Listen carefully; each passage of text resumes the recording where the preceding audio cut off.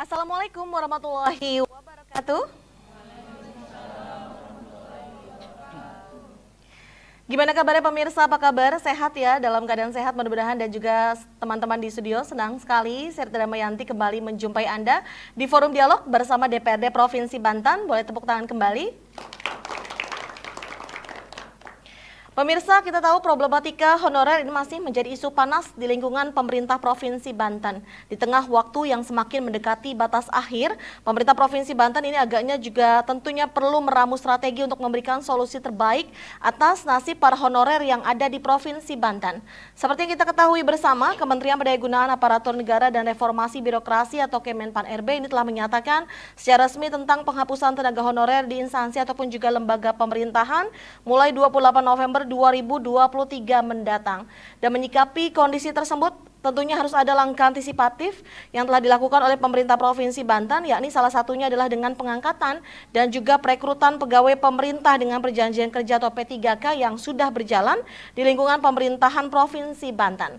Lalu seberapa efektif kebijakan P3K dalam menuntaskan problematika honorer di Provinsi Banten? Untuk membahas hal tersebut kami sudah mengundang beberapa narasumber. Yang pertama ada Bapak Haji Zazuli Abdillah, Ketua Komisi 1 DPRD Provinsi Banten. Assalamualaikum. Waalaikumsalam warahmatullahi wabarakatuh. Sehat, Mbak Dita? Sehat, alhamdulillah. Sehat Pak Ketua?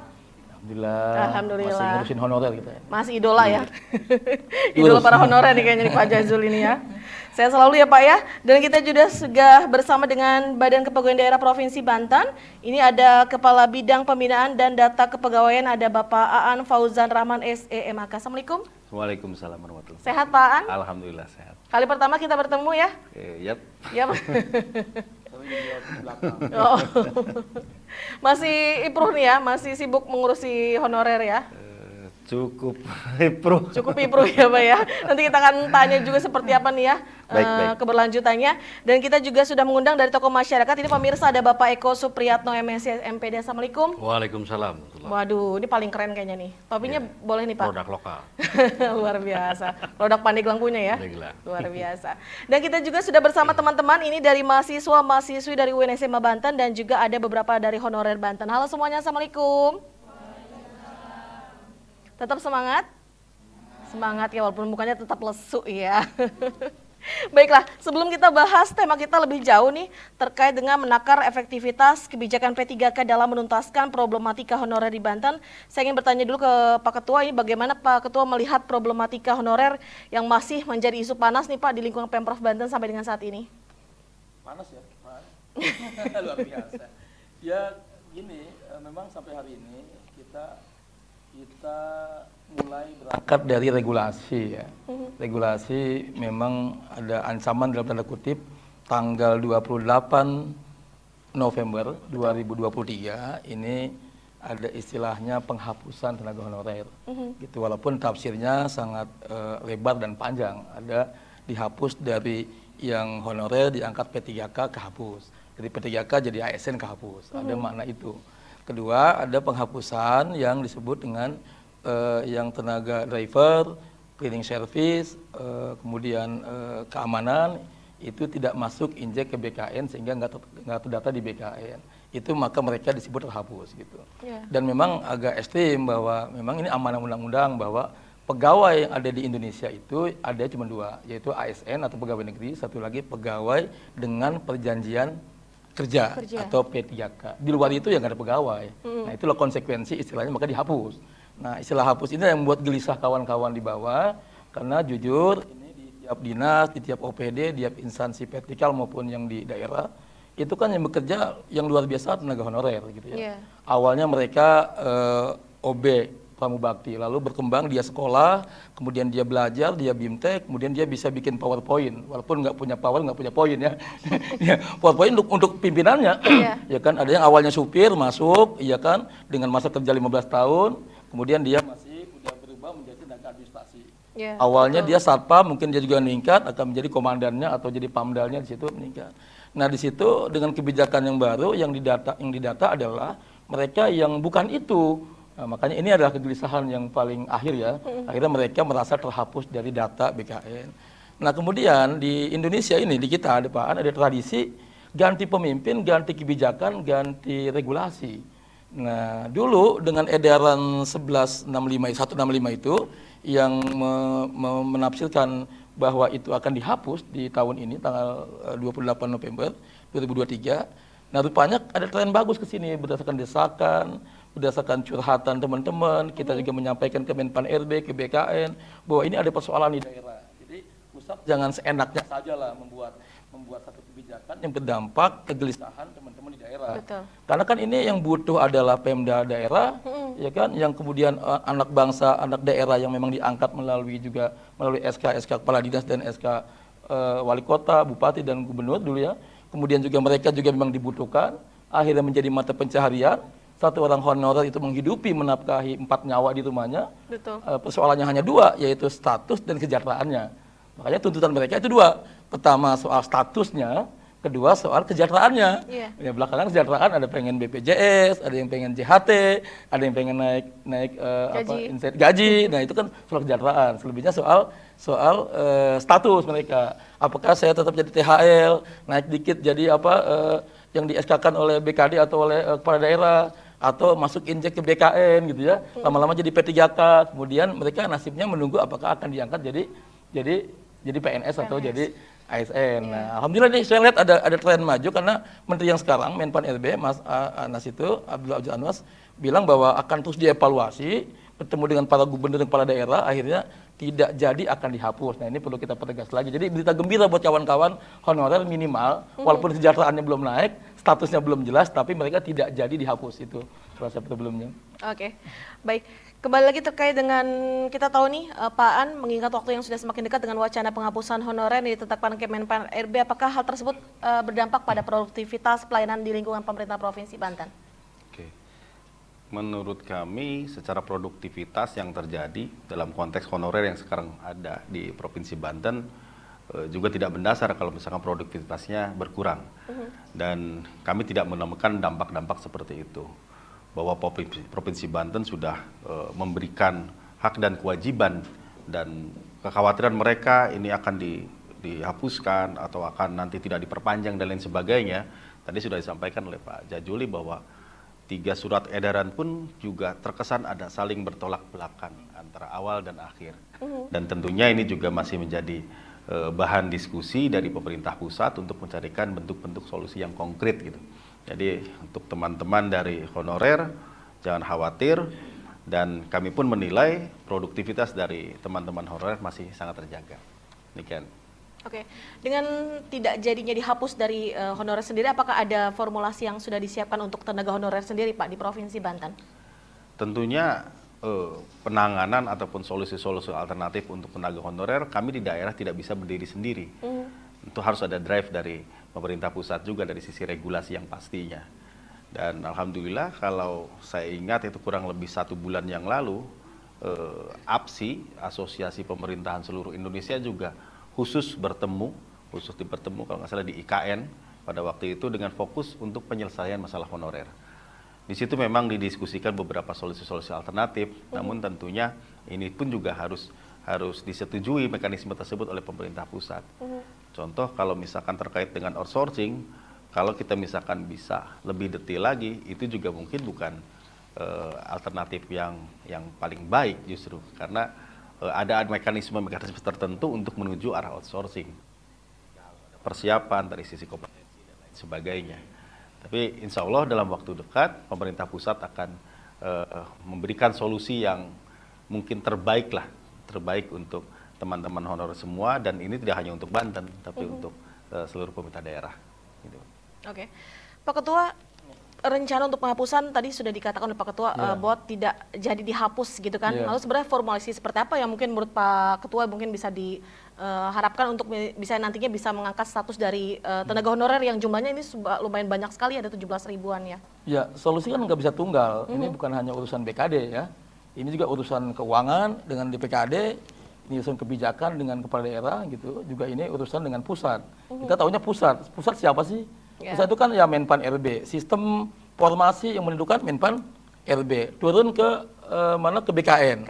BKN itu kan seperti BKD. Sebenarnya kalau teman-teman proses ke BKN itu pasti BKN jawabannya waduh Pak, kami udah dari sananya, dari Menpan RB-nya kan gitu. Padahal realitas kebutuhan kita yang butuh, daerah yang butuh. Ini anak daerah butuh kerja, butuh makan, butuh hidup. Kemudian butuh gaji dan butuh hidup yang layak kan gitu. Nah mereka juga dibutuhkan oleh dinas. Pak Ana bilang, mereka dibutuhkan. Bayangkan aja kalau lumpuh itu kalau nggak ada di sebuah dinas tidak ada tenaga honorer. Karena tinggal pembinaannya saja kan oleh Pak An nanti di BKD. Ya kan, saya juga himbau ke teman-teman honorer jangan malas, harus disiplin ya, harus produktif dan harus betul-betul mengikuti aturan main yang ada dalam koridor pemerintahan daerah masing-masing. Nah, kemudian juga regulasinya adalah kaitan dengan Pak Undang-Undang ASN itu kan jelas ya bahwa cuma 2 lah pegawai. Ini kan pemerintah lagi nyari akal bagaimana cara mengurangi. Di satu sisi ini ada gerakan dari pusat untuk mengurangi dan menghapus. Di sisi lain ada realitas kebutuhan dari daerah yang akhirnya tiap OPD karena butuh ngangkat lagi betul loh. Ya kan? Yang ada jumlahnya nah malah itulah, jadi ini tambah ya? udah mungkin bisa melihat bahwa kok gua suruh hapus malah nambah ini, ya kan? Akhirnya gemuk. Nah gemuk mereka kan nggak mau tahu-tahu nih, mereka diangkat, pokoknya gua diangkat aja, gua udah bekerja, punya hak gua untuk naik status kan gitu. Betul. Walaupun dalam tiap perjanjian tiap tahun itu ada tidak menuntut jadi ASN, ya kan akan diperpanjang tiap Tahunnya. tiap tahun dia perpanjangan. Nah, itu kan kacamata administratif. Tapi kalau di kacamata daerah kan bukan cuma itu. Kacamata kemanusiaan, mereka juga butuh hidup, kita juga butuh pekerjaan untuk mengurangi pengangguran gitu kan. Nah, sekarang Pak An angkanya lebih tahu. 17.600 total gitu. Kemudian mereka yang mampu dan berhasil injek itu sisanya ada 4.000-an, Pak An. 4.000-an. Coba bayangkan Barita dan teman-teman dan Pak An sama Pak Eko. Bayangkan ada pramubakti, SK-nya pramubakti. Dia udah 11 tahun atau 9 tahun, 11 tahun yang saya lihat waktu itu. Dia tetap pramubakti, nggak pernah dirubah SK-nya, itu pramubakti alias OB ya. Iya, yang ngasih kopi, ngasih beli rokok apa segala macam, motokopi itu. Nah, kemudian dia ada juga supir, ada juga satpam. Muncul kebijakan pendataan dengan edaran itu, mendatalah mereka. Satu syaratnya harus setahun lebih. Kita tahu nih Pak Eko tadi sudah sempat diucapkan juga oleh Pak Jajul ini dari status alhamdulillah tidak ada penghapusan gitu kan, namun juga tadi ada juga sempat disampaikan bahwa banyak sekali keinginan yang mungkin masih ingin dimiliki oleh honorer terkait dengan jaminan kesehatan, kemudian kenaikan gaji dan lain sebagainya. Bagaimana Anda melihat progres dari upaya pemerintah Provinsi Banten ini sendiri dalam menangani problematika honorer di Provinsi Banten? Baik, tadi Pak Dewan, Bu Rita, saya ke sini ke kantor ada tulisan di truk di belakang itu. Jadi selalu dibutuhkan tapi tidak pernah diperhatikan. Jadi saya cocok kayak honorer ya. Jadi persis kayak honorer. Tadi ada atensi dari peserta Pak. Ada 781 K1 yang dianggap lulus ya. Hanya 300 yang SK. 17.000 kan. Yang problematika itu kan. Lalu apa? Ada 970.000 honorer se-Indonesia, ada 780.000-nya guru misalkan. Menurut saya perlu jalan bijak, Bu ya. Jalan bijak itu artinya apa? Kita meminimalisir dampak-dampak negatif dari sebuah kebijakan. Kebijakan ini kan tentu akan berdampak terhadap misalkan politik, sosial, ekonomi.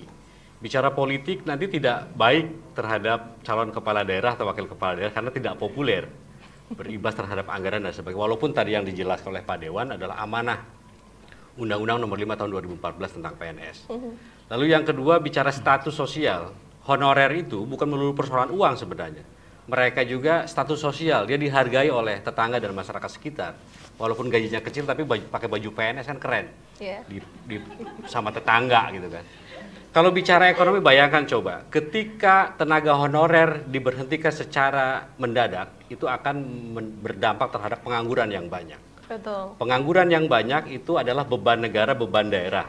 Beban negara, beban daerah tentu daya beli masyarakat akan rendah, daya beli masyarakat rendah, pertumbuhan ekonomi akan rapuh. Jadi kesimpulannya apa? Jadi problematika honorer, tenaga honorer jangan dipandang hanya sebatas angka, gaji, uang, statistik, matematik, tapi di situ ada nurani, ada suara hati rakyat. Jadi honorer juga dia punya hak, punya kewajiban, punya masa depan tentang hidupnya dia sebagai manusia. Gitu. Oke, baik, luar biasa sekali. Terkait dengan kebijakan P3K ini Pak Aan yang sudah diterapkan oleh pemerintah Provinsi Banten ini bisa dipaparkan ini terkait dengan proses seleksi yang telah dilakukan dalam menangani permasalahan honorer seperti apa nih? Untuk P3K sendiri, memang P3K saat ini terbagi dalam 3 aspek. Ada terkait dengan P3K dari lingkup tenaga guru, pendidikan, yang kedua itu tenaga kesehatan, dan yang ketiga adalah tenaga teknis. Pemerintah pusat mencoba untuk memberikan beberapa afirmasi-afirmasi dalam hal terkait dengan rekrutmen. Contoh, bagi tenaga guru itu diberikan afirmasi dalam bentuk penerimaan dari sisi kategori yang sudah dinyatakan lulus tapi sudah memenuhi batas ambang nilai passing grade.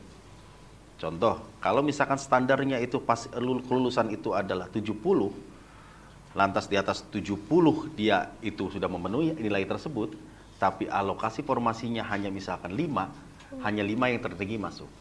Tapi di antara ke-6, ke-10 misalkan dia mempunyai nilai 70 juga. Nah, itu diberikan ruang untuk diangkat otomatis jadi P3K. Nah, hal ini tertuang dalam Permenpan yang sudah dikeluarkan oleh Kemenpan bahwa terkait dengan afirmasi di guru. Nah, yang kedua terkait dengan afirmasi di tenaga kesehatan.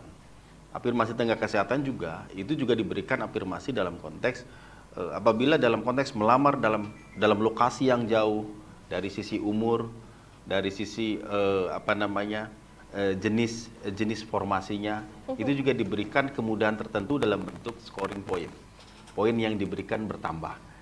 Tapi untuk tenaga guru dan untuk tenaga kesehatan memang ada salah satu persyaratan yang mungkin kadang masyarakat ataupun rekan-rekan tenaga honorer agak sedikit melupakan, yaitu terkait dengan dapodik.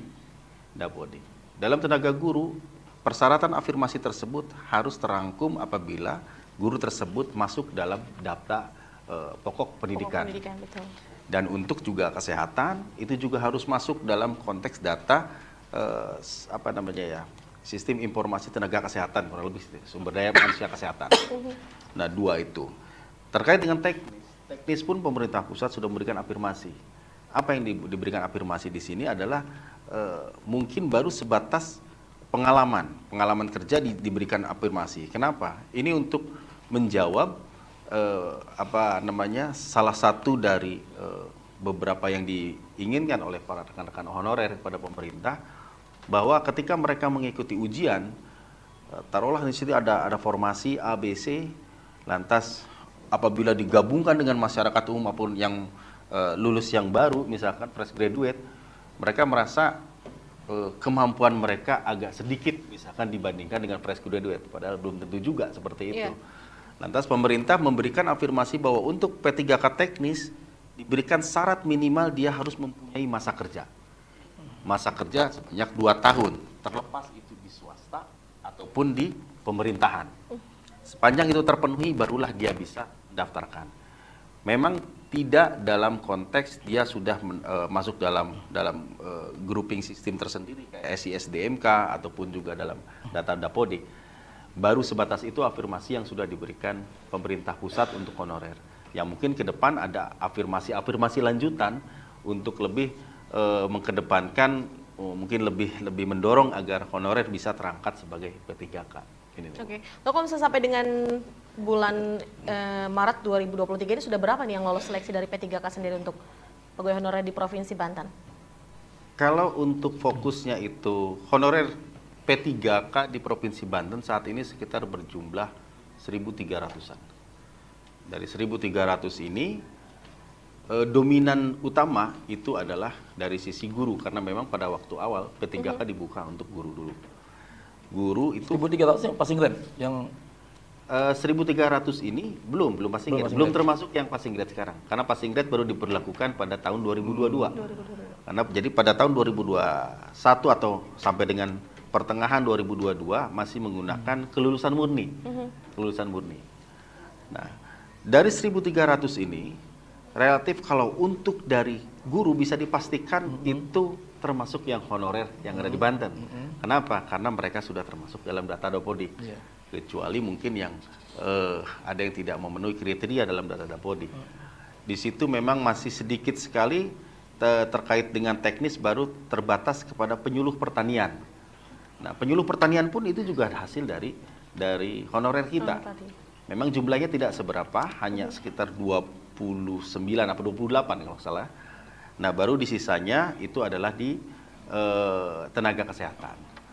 Nah, untuk tahun ini, insya Allah kita akan umumkan terkait dengan penetapan NIP untuk P3K-nya dari lingkup tenaga guru kurang lebih 499, untuk tenaga kesehatan 105 Pak, 100 lah, kurang lebih 100. Oke. Dan yang sisanya nanti yang akan kita tes sekarang, nanti hari Jumat ini Pak. Berapa orang tuh? Ini kita tes untuk P3K teknis. P3K Sebanyak teknis. berapa itu, Pak? Dengan jumlah pelamar kurang lebih sekitar 1.100. 1.100. Oh masih kota? Nah, formasi kuota ini memang masih sedikit, Pak. Aduh. Wah, nanti Ini yang akan mengkhawatirkan saya ya. jelaskan kenapa formasi itu. Iya, iya. Ya kita menemukan banyak kendala juga Iya, lah iya, di iya. situ. Oke. Kembali lagi ke Pak Ketua, ini tadi sudah diungkapkan juga ya terkait dengan afirmasi yang ditentukan dari pemerintah pusat. Ini bagaimana Anda melihat efektivitas dari kebijakan P3K nih Pak dalam menuntaskan problematika honorer nih Pak? Ya emang harus lebih progresif. Ini kan dibolak-balik nanti anggaran ujungnya. Iya. Ya kota banyak, formasi usulannya banyak, tapi anggarannya terbatas juga nggak Ya, bisa juga. betul. Ya kan? Lagi-lagi kan itu alasan teman-teman ketika menghadap kepada pimpinan baik di Pemprov maupun ke Dewan, dia itu selalu ini anggarannya. Ya. Kemudian saya nggak tahu tuh yang 499 maksudnya yang 500 bukan tupaan, yang sekarang P3K lagi yang penempatan ya. Passing grade. Passing grade kan? Passing grade. Passing grade itu berarti kan sisanya 1.300. Apa udah masuk ke situ? 1.300 sudah Udah total di situ. Berarti kan tinggal dihabiskan saja lah tahun ini. Ya kan. Kedua, memang gejolak itu Mbak Rita dan pemirsa, ini memang ada psikologi ya terhadap misalnya gini, kok hanya guru, kok hanya tenaga kesehatan gitu ya. Iya. Nah, ini mana yang teknis? Karena kan anak-anak daerah ini ada juga banyak yang sudah yang ESOS, yang SPD, yang SH, yang ST gitu ya, yang SIKOM, yang SKOM, bahkan udah S2 ini mereka berkumpul di teknis. Iya, Ya kan, betul. yang besok mau ujian ya. Iya. Ya kan, itu kalau bisa langkah-langkah strategis dan progresifnya minta lagi formasinya, kuotanya yang banyak untuk menampung teman-teman ini. Gitu ya. Tadi Karena 1.100 kuotanya tadi berapa tadi? cuma 100 berapa itu dari 1.000 berapa yang daftar? 76. 70 cuma Hanya 76 kan. 76. Itu kan terbelah menjadi berbagai Iya, ada disiplin setengahnya ya. ilmu lah ya. Nah, itu kan sementara kan mayoritas mereka sekarang teknis nih. Gurunya udah keambil 1.000 sekian dari Iya. 17.000 itu kan. Kemudian juga tenaga kesehatan sudah ada. Malah kalau itu kan Dapodik memang ada course sendiri ya, ada sistem sendiri karena nama-nama yang untuk guru P3K itu sudah ada di itu Pak Eko di Dapodik namanya ya. Iya, Nggak tahu kalau dinas kesehatan itu ada nggak semacam Dapodiknya? Iya, Kita ingin tahu juga tuh. Kalau ada ya itu ya. Nah, bagaimana teman-teman teknis gitu? Iya. Jadi kesannya teknis, padahal itu kan banyak banget lah. Yang lulusan SMA ya teknis maksudnya. Betul. Yang lulusan SMK ya teknis. Lebih banyak di situ Ya tadi ya. di situ memang numpuknya teman-teman itu. Dan mereka lah juga yang banyak bekerja di sini. Mereka juga iri-irian juga ini manusiawi lah ya. Tentunya Iya. memiliki hak yang sama juga dengan Nah, tadi ya, tenaga hak yang pendidik dan sama, mereka kesehatan juga juga. bekerja. betul. Makanya langkah progresif bukan hanya strategis, tapi progresif. Iya. Teruslah bolak-balik kita ke Menpan RB, ke BKN. Kita siap kok anggarannya gitu ya. Kita siap dihitung semuanya. Kita kan juga dengan DPKAD, dengan TAPD tentunya nanti kan kita menghitung. Kan ini kan soal kemanusiaan. Kan pembangunan dua, pembangunan material dan pembangunan ya inilah spiritual, pembangunan manusia kan. Iya, Ya, saya rasa itu penting pembangunan juga. Jadi jangan terjebak oleh pembangunan fisik saja, infrastruktur saja karena manusia itu perlu dibangun. Melalui apa ya? Ya honornya dulu. Iya, Timbang kita nyari tempat lain, kalau memang ada formasi baru ya ambil aja dari yang udah ada gitu kan.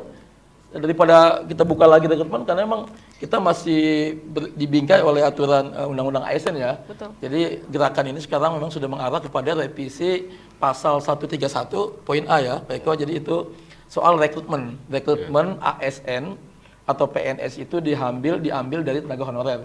Ya kan? Jadi tanpa perlu rekrutmen baru lagi. Iya. Itu pun nanti ada masa bakti ya, masa kerja pengabdiannya tahun 2015 itu. Iya. Pak Eko tadi sudah dijabarkan terkait dengan proses seleksi yang dilakukan oleh P3K sendiri dari BKD Provinsi Banten. Bagaimana evaluasi Anda, apa hal yang perlu dibenahi dari kebijakan P3K yang sudah berjalan hingga saat ini? Ya kalau bicara evaluasi dalam konteks sekolah ya, di guru ya. Di satu sisi memang kesejahteraan mereka bagus ya. Tapi perlu diingat ketika dia terpilih menjadi P3K itu kadang-kadang meninggalkan sekolah yang telah dia bangun bertahun-tahun. Ada sisi kebahagiaan dia mengajar gitu kan. Jadi menurut saya Kemendikbudristek gitu ya, itu lebih diskriminasi ya. Jadi seolah-olah sekolah itu hanya milik negeri, tetapi di situ ada swasta. Perlu diingat, kayak Ma'arif di NU itu ribuan, termasuk sekolah Muhammadiyah ya. Sekolah Katolik atau sekolah sekolah swasta itu kadang-kadang perlu diperhatikan juga oleh kementerian. Jadi kementerian tidak melulu bicara sekolah negeri, tetapi di situ ada sekolah swasta. juga, betul. Nah, yang kedua, saya punya tetangga, Bu Rita, dia itu mengabdi kurang lebih 22 tahun. Wow. Gaji dia itu 700.000 per semester, guru honorer.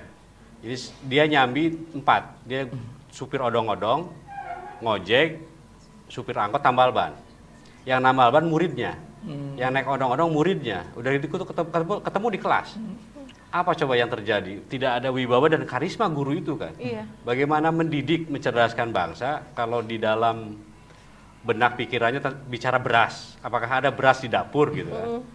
Buruh SD atau SEP gajinya 1 juta atau 2 juta dengan jaminan kesehatan yang ada. Guru honorer tidak jelas gajinya, jaminannya pun tidak jelas gitu. Ini sebenarnya catatan kritik Pak Dewan ya. Ya. Jadi sekali lagi, jadi honorer itu bukan persoalan lagi gaji atau uang, tetapi di situ ada masa depan. Mereka harus diperhatikan oleh kita semua. Oke, kembali lagi ke Pak Ketua. Ini kita tahu dalam hitungan bulan tenaga honorer ini kita tahu masih ada kekhawatiran ya. Tadi sudah ada yang dilakukan dari sisi perekrutan P3K, namun juga kuotanya juga sangat sedikit sekali. Lalu seperti apa nantinya aspirasi yang mungkin Anda terima terkait dengan permasalahan tersebut tadi, Pak Ketua? Ya, kebijakan apapun baik pusat maupun daerah, terutama kita di Pemprov Banten itu harus membangun suasana dan rasa keadilan lah ya. Keadilan seperti belakangan yang merasa seumur hidup jadi honorer, kemudian memasuki masa-masa pensiun, walaupun istilah pensiun kan hanya untuk PNS ya. Yeah. 58 atau guru itu 60 ya kan. Saya nggak tahu aturannya bahwa dia pensiun itu karena disamakan dengan ASN atau P3K jelas dalam undang-undang manajemen ASN dan P3K itu ada standar usia pensiun. Kalau honorer kan nggak ada gitu. Nah makanya secara psikologi kemarin ada istilah pemecatan yang kita kritisi juga, itu harus kebijakan itu harus membangun rasa keadilan juga. Jangan dadakan kasih tahu dulu karena mereka pencaharian, karena mereka menghidupi menafkahi keluarga mereka. Ya kan, dadakan begini gimana? Padahal mereka baru saja menandatangani perpanjangan di tahun yang sama begitu ya. Nah, kalau emang toh ada evaluasi, mana apa hasil inspektorat misalnya, apakah analisa kebutuhannya misalnya udah nggak dibutuhkan, tapi kan faktanya emang hari ini sangat dibutuhkan itu.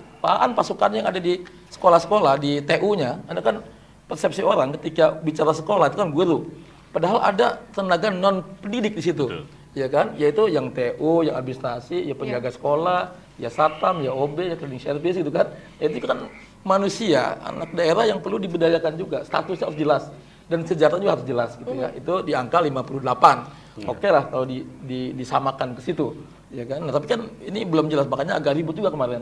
Nah, kemudian yang pertama, yang lebih utama adalah kaitan dengan regulasi permintaan kita, permohonan kita daerah untuk jangan sungkan dan jangan bosan meminta formasi, meminta kuota. Atau kalau berdampak dengan anggaran, kita minta DAU dinaikkan misalnya gitu ya. Dari kita kan itu ujungnya kan kita juga yang menggaji. Ya kan? Coba logikanya gimana? Yang butuh kita. Tenaga kita gitu ya. Instansi kita. Dan dari sisi anggaran juga sanggup gitu kan ya, Pak? Iya kan? Kenapa kok formasi mesti dia? Ya kan kita ingin mandiri juga dalam hal ini. Betul. Inilah dampak otonomi daerah Pak Eko ya, kaitan dengan dilepas tapi masih dipegang Eko gitu ya. Ada banyak hal soal perizinan, soal pegawai, soal segala macam itu kita masih. Harus sudah ada otonomi daerah. Iya, dan kegelisahannya kan di kita. Edaran itu kan apa sih edaran gitu ya? Edaran dari pusat melalui SE 165, SE lain-lain itu kan kesininya itu lebih dahsyat ketimbang undang-undang itu. Edaran itu akhirnya dievaluasi lagi dengan edaran yang baru. Kaitan dengan jadi hantu 28 November 2023 ini akan dihapus. Itu hantu itu udah semakin hilang lah. Iya kan? Hantu itu. Cuman bagaimana enggak hilang, Mbak? Coba gini. Mereka yang tadi 11 tahun itu akan diososingkan. Pak Eko, di sisi lain terminologi outsourcing ini sedang kita pertanyakan gitu. Betul. Iya kan? Kita perdebatkan masalah outsourcing ini ya, soal kemanusiaannya lah, soal gajinya lah, besarannya, statusnya lah, legalitasnya itu sedang kita pertanyakan. Nah, kok bisa pemerintah melegalkan terminologi itu gitu ya? Bahwa nanti Anda yang sudah ini akan diososingkan karena Anda 2 tahun ya Pak An ya? Ya kurang dari 2 tahun atau lebih dari 2 tahun, sudah 11 tahun tapi tidak digaji melalui melalui APBD, tapi hanya kegiatan saja. Betul. Ketiga, dia sudah 11 tahun tapi SK-nya masih ada istilah supir atau driver atau perahu bakti. Ada kebijakan mendata, kemudian diinjek, nah mereka gagal.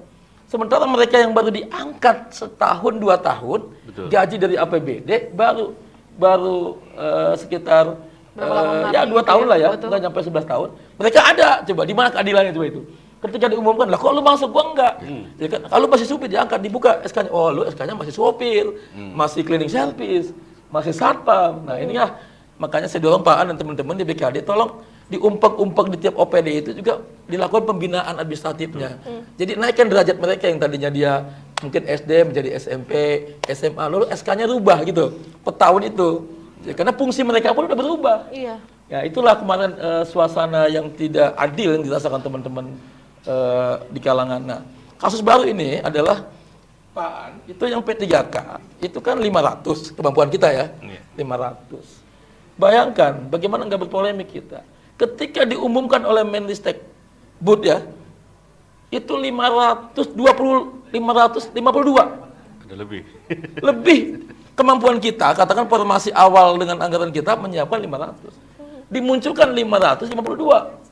Itu pasang petasan syukuran itu yang 52. Alhamdulillah saya ikut masuk, ya kan? Walaupun mereka juga sebagian tahu kok 500. Ya kan? Ujungnya akhirnya muncullah, bukan muncul yang ditunggu SK penempatan, malah yang muncul SK pembatalan terhadap yang 52.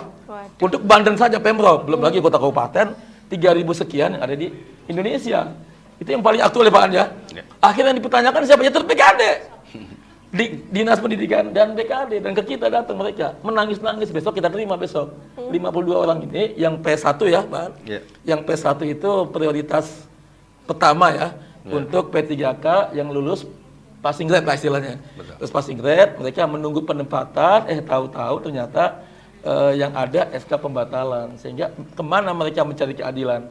Datanglah ke kita, besok kita panggil Dindik, BKD ya, dan PLS Sekda untuk ini seperti apa nih anak daerah yang nasibnya seperti ini. Baik, kok mohon dukungannya nih Pak An ya. Kita ingin langkah strategis aja buat mereka menyelamatkan agar walaupun ini bukan hanya tanggung jawab daerah, ini juga tanggung jawab pusat sebenarnya Pak. Kita juga berikan kesempatan juga Pak Ketua untuk teman-teman yang sudah menunggu untuk bertanya kepada narasumber, silakan dari sebelah kanan. Boleh? Silakan banyak berdiri dan sebutkan nama semua. Dan dari mana, silakan. Assalamualaikum warahmatullahi wabarakatuh. Waalaikumsalam warahmatullahi wabarakatuh. Perkenalkan, saya Nashwa dari Universitas Sultan Ageng Tirtayasa. Mohon izin bertanya kepada DPRD. Seperti kita tahu, kesejahteraan para tenaga honorer di Banten masih perlu dipertanyakan dari sisi pendapatan dan sebagainya. Lantas, bagaimana Anda melihat pemerintah memperhatikan kesejahteraan tenaga honorer khususnya di tahun 2023 ini? Terlebih dengan nasib teman-teman honorer yang nantinya tidak lolos dalam seleksi P3K. Terima kasih. Wassalamualaikum warahmatullahi wabarakatuh. Waalaikumsalam warahmatullahi wabarakatuh. Masih ada? Silakan dari sebelah kiri.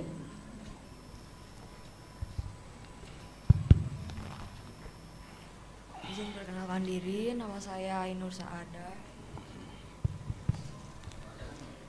Apa yang menjadi kendala bagi pemerintah untuk mengangkat seluruh tenaga honorer menjadi P3K?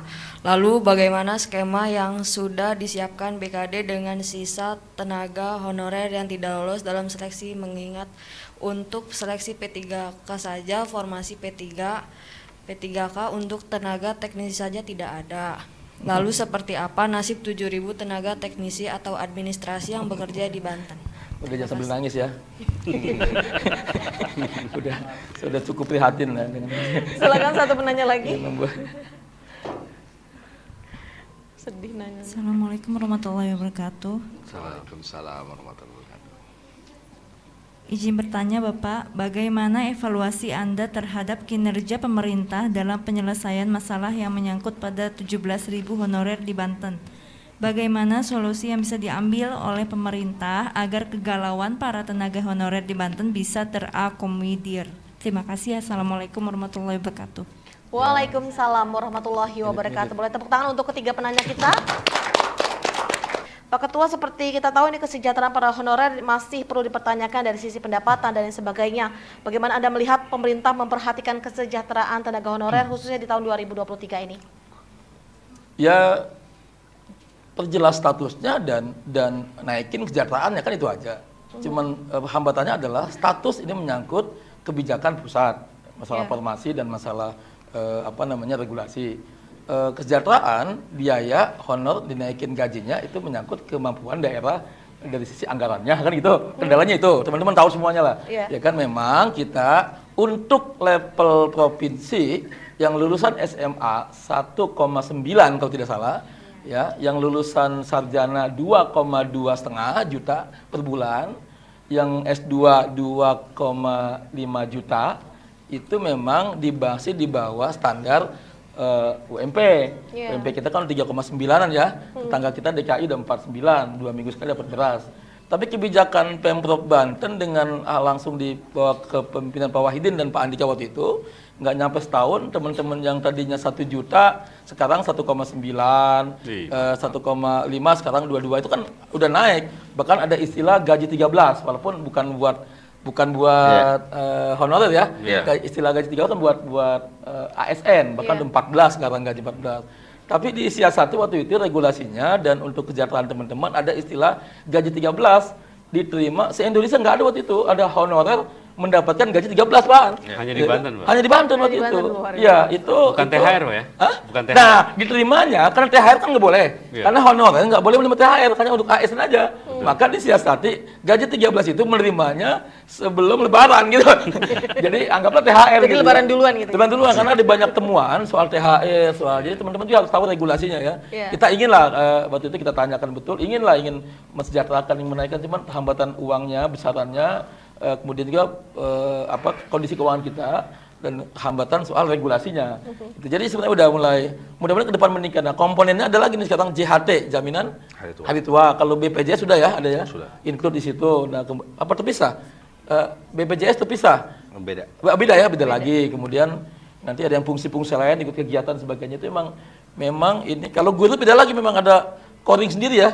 Guru kan ada jam pelajaran, ada apa itu dengan makanya mereka kalau kita pahami ya Mbak, ini semuanya udah buat di forum ini ya. Itu kan honor itu ada berbagai macam nih. Ada teman-teman yang dulu pengangkatan yang tanpa tes itu masih sisa Pak Eko. Namanya kategori 1. Sisa itu. Di Banten ada 320 sekian lah itu ya. Sampai ada yang meninggal, udah dikubur dia masih kategori 1 itu.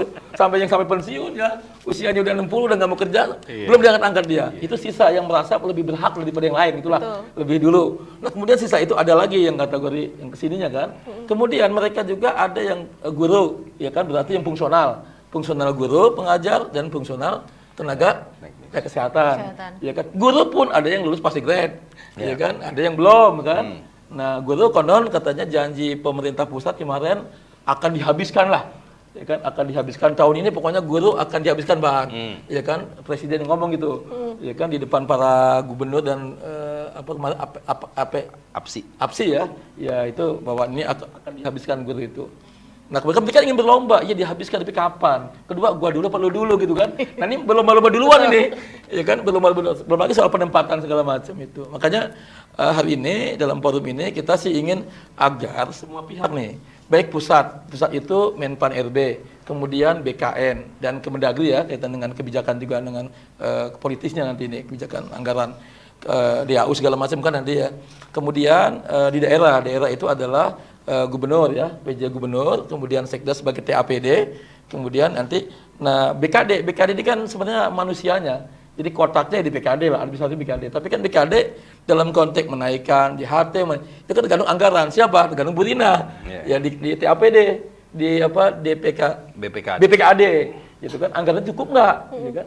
Tinggal itu kebijakan teknisnya, administratifnya di BKD, kemudian anggarannya siapkan oleh DPKD, dihitung gitu kemampuan kita gitu ya. Kemudian juga politisnya ya PJ Gubernur dan Sekda gitu. Dan Dewan tinggal saya Dewan nggak ada lah yang ingin teman-teman, apalagi kami ini di Dewan tanpa honorer, Masya Allah Pak. Ya kan, kosong tuh gedung itu. Ya kan? Ya kan, bisa lumpuh pelayanan publiknya tanpa tenaga honorer gitu. Makanya, nah terakhir sudut pandangnya mesti jangan hanya sudut pandang administratif legalitas formal, tapi juga sudut pandang misalnya kemanusiaan, ya kan? Coba bayangkan, ya kan? Memecat mereka berarti kan mematikan keluarga mereka, pendapatan mereka. Oke. Adakah alternatif pekerjaan mereka selain sebagai honorer TU di sekolah, walaupun usia mereka 58, tapi kan mereka masih kuat bekerja, ya kan? Yang ngajar walaupun dia honorer, guru 60 tapi dia masih 60 tapi masih bisa mengajar, ya kan? Atau kalau memecat kasih tahu dulu, ya kan? Ini kita perpanjang Anda nanti sampai tahun sekian, Anda siap-siap ya. Soalnya regulasinya demikian gitu ya. Nah ke Dewan sampaikan, Pak Dewan, Bu Dewan, kami ingin ngambil kebijakan nih bahwa kami ini honorer akan kami rumahkan lah, akan kami pecat. Mana regulasinya? Oke. Mana dasarnya gitu kan? Iya. Ini jangan asal-asal mecatnya SK-nya, pengangkatannya lewat SK dinas, mecatnya lewat lisan kepala sekolah, coba bayangin. Ya kan? Itulah yang perlu kita benahi, Pak. Terima kasih. Oke, baik. Terima kasih Pak Ketua. Selanjutnya untuk pertanyaan selanjutnya, apa yang menjadi kendala nih Pak Aan bagi pemerintah untuk mengangkat seluruh tenaga honorer menjadi P3K? Lalu bagaimana skema yang sudah disiapkan nih Pak untuk tenaga honorer nantinya yang tidak lolos dalam seleksi? Tentunya untuk kendala yang pasti ya tadi sampaikan oleh Pak Jajula terkait masalah keuangan. Dalam Undang-Undang ASN, alokasi terkait dengan PNS maupun P3K itu dianggarkan oleh APBD. Tentunya hal ini juga jangan lupa ketika mereka masuk dalam komponen APBD, seandainya sekian ribu, di sisi lain aturan dari APBD adalah adanya batasan alokasi belanja pegawai. Belanja pegawai tidak boleh lebih dari 30%. Tentu hal ini juga tidak akan menjadi menyulitkan tersendiri. Ketika ini masuk, saya nggak tahu persis berapa sekarang belanja pegawai di Banten, mungkin sudah mendekati 20 atau lebih dari angka 20%. Seandainya itu bisa masuk ke dalam koring belanja pegawai tersebut, apakah bisa meningkat lebih dari 30%, lantas bagaimana dari sisi regulasi mengenai APBD itu sendiri. Itu menjadi salah satu yang menjadi permasalahan, dan ini memang sudah menjadi permasalahan umum ketika dalam berbagai kesempatan daerah pun menanyakan hal yang sama. Bagaimana letaknya, seperti apa kita, boleh nggak kira-kira untuk P3K dialokasikan oleh pemerintah pusat, misalkan seperti itu, sehingga kami bisa lebih leluasa dalam pengelolaan anggarannya. Makanya di beberapa pemberitaan kemarin-kemarin ada mungkin agak tersendat mungkin pengangkatan P3K, ternyata mereka kaget juga nih ketika mengangkatnya kita diberikan ruang sekian ribu, begitu sudah terangkat gaji masuk ke daerah. Akan menjadi permasalahan tersendiri. Iya. Nah, hal-hal itu juga yang kita coba antisipasi di Banten. Pimpinan juga wanti-wanti kepada kami di lapangan untuk coba cermati betul terkait dengan kebutuhan maupun pengalokasiannya. Jangan sampai, ya tentunya pimpinan juga ingin lebih memperhatikan kepada nasib teman-teman honorer. Seperti itu, Bu. Kalau misalkan skema yang sedang kita persiapkan, seandainya rekan-rekan misalkan belum mendapatkan kesempatan untuk menjadi P3K, tentunya kami satu, dengan adanya regulasi nanti yang akan diterapkan oleh pemerintah pusat, tentunya ada solusi alternatif.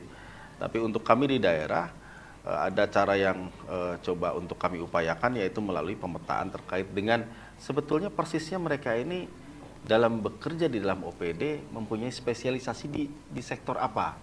Hal ini juga mungkin harus juga kita pikirkan bersama, karena terkait rentang mereka ada di pramubakti misalkan, ada di administrasi, ataupun hal-hal yang lain, ini juga harus kita spesifikasikan. Tek pramubakti mungkin saja penugasannya tidak pramubakti, Pak. Oke, jadi masih menunggu dari keputusan dari pusat juga ya Pak. Baik. Ya, untuk tindak lanjut seperti apa nantinya teman-teman yang mungkin tidak terseleksi atau tidak lolos dari P3K tadi ya.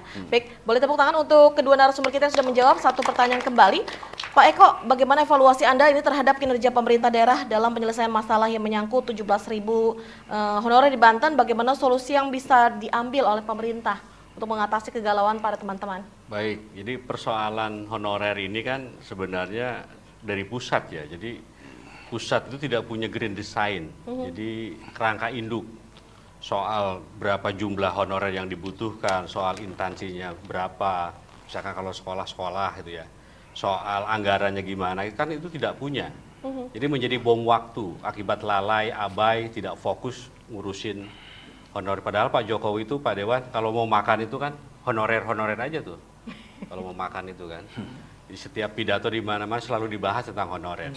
Nah ini sebagai urun saran di dalam forum ini, tadi saya mengkonklusi holistik Pak Dewan, jadi ada dua. Ada disebut dengan jangka pendek, ada disebut dengan jangka panjang. Kalau jangka pendek itu menurut saya verifikasi faktual, itu penting. BKD Provinsi Banten nyekruk dengan Ombudsman misalkan ya, itu ngurusin verifikasi faktual saja. Persoalan database honorer itu harus benar gitu, nggak boleh dikira-kira atau dirasa-rasa. Iya. Lalu kalau jangka panjangnya saya pikir itu tadi, karena di undang-undang tadi yang sudah dijelaskan itu tidak ada kata honorer, adanya guru dosen PNS non PNS itu kan. Jadi membuat sebuah rekrutmen secara proporsional, masa 16 tahun guru tidak proporsional, menurut saya angkat aja di PNS, lalu P3K, lalu ada namanya pendidikan profesi guru ya. Kalau di Sekwan apa? Pendidikan profesi Sekwan gitu kan. Masa 25 tahun nggak P3K kan gitu kan. Jadi itu persoalan ini saja sih sebenarnya. Kebijakan, jadi dasar hukum, kewenangan, kebijakan itu harus dijadikan satu kekuatan itu. Oke, baik. Boleh tepuk tangan untuk ketiga penanya kita.